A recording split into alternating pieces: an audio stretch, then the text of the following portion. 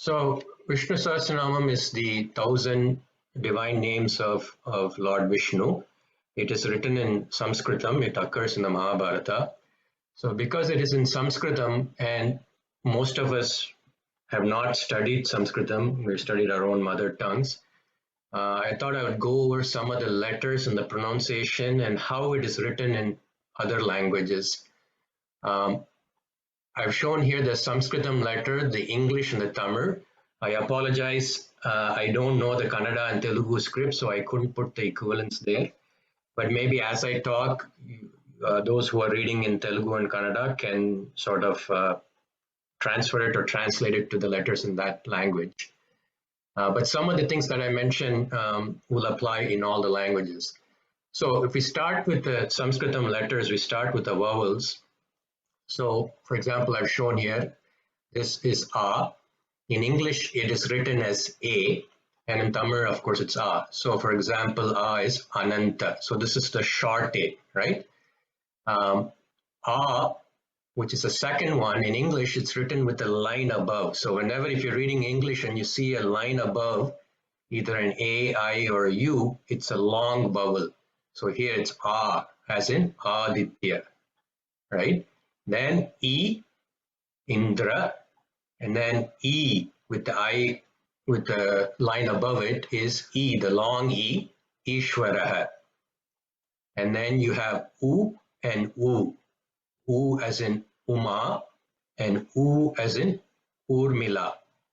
So the reason this is good for you to, you can come back and read this is, especially if you're reading it in English, if you can identify these letters, it makes your pronunciation a lot easier. So every time you see a U with a line above it, you should say U, right?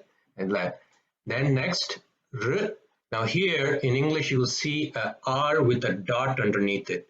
So that is like a R, like in Rishi, right? And the Tamil, it's written as this Ru. Continuing on, A, which is written as E in English, like in the word ekam. And the next vowel is I, which is written as AI. For example, Aikyam, right? So AI is Aikyam.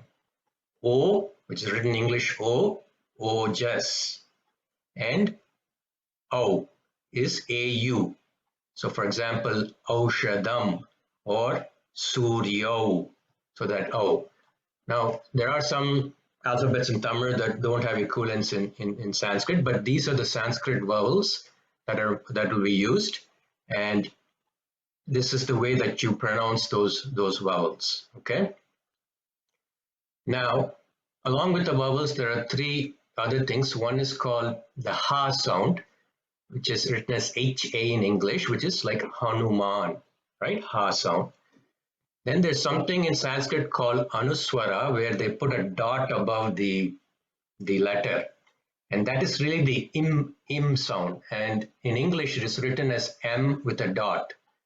So for example, Daivatam, you can see here the M is there. And in Sanskrit, that dot is there above the ta. So Daivatam.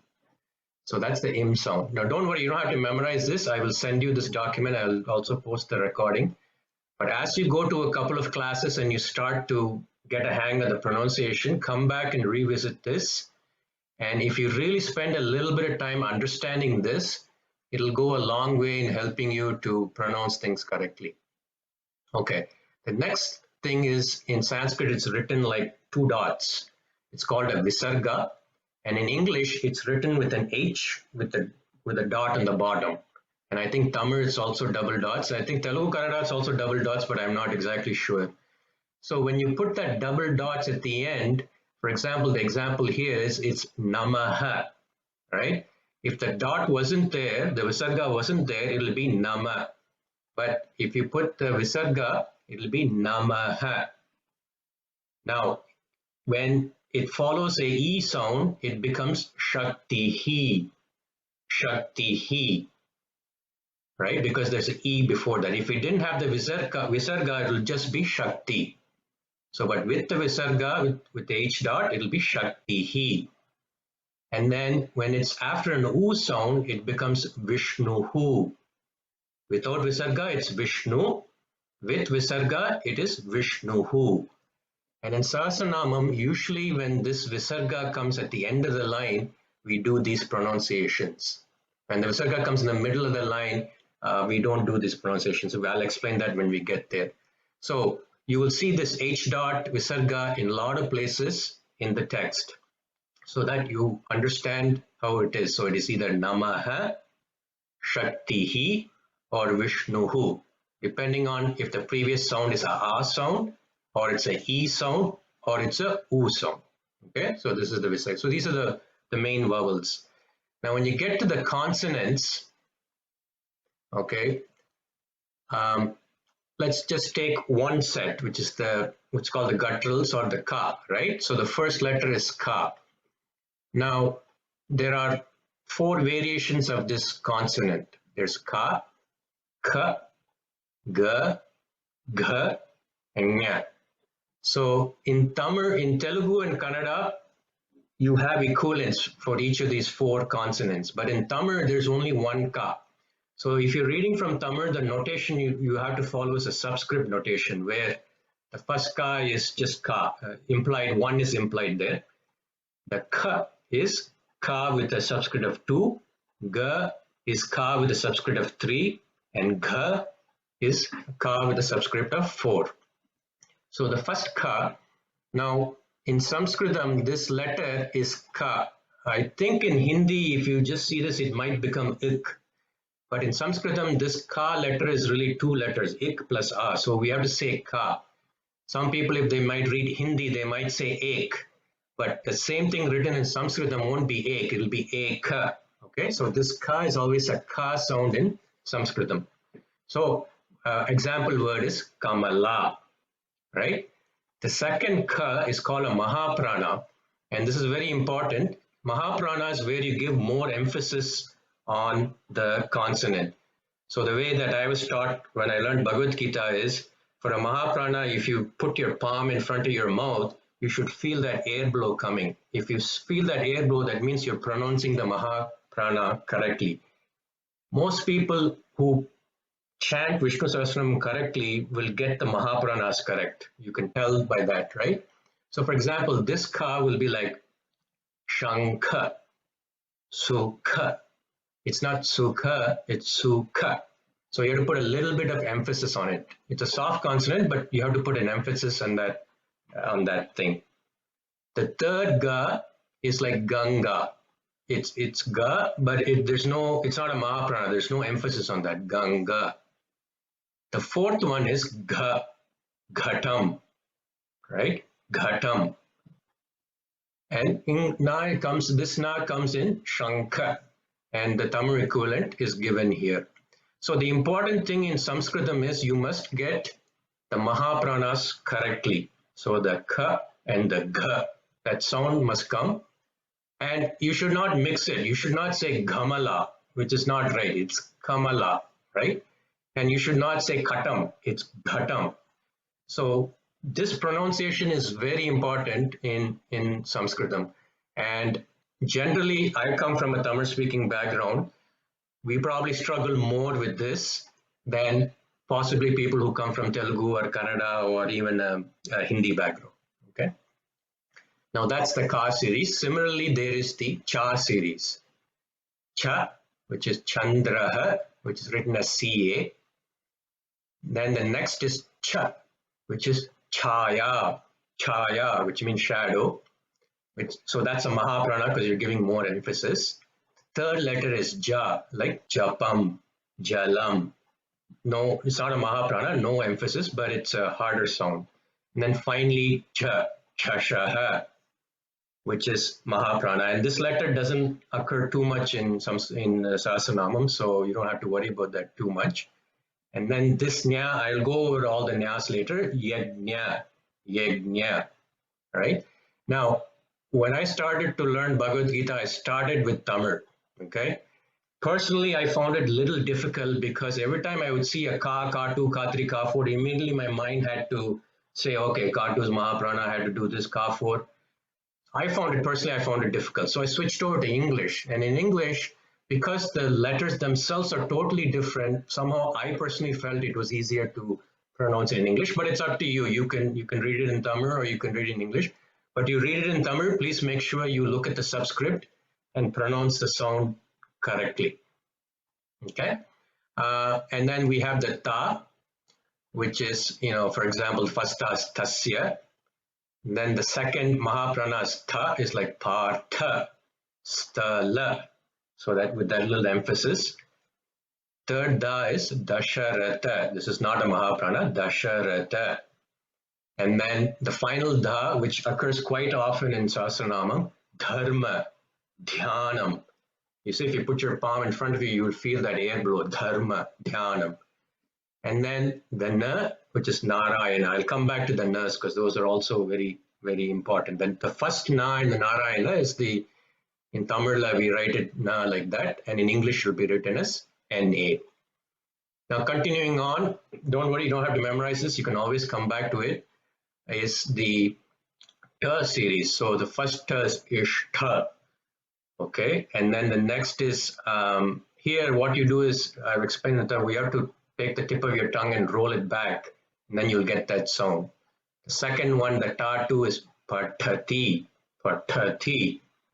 Third is dhamaru, dhamaru, dhamaru.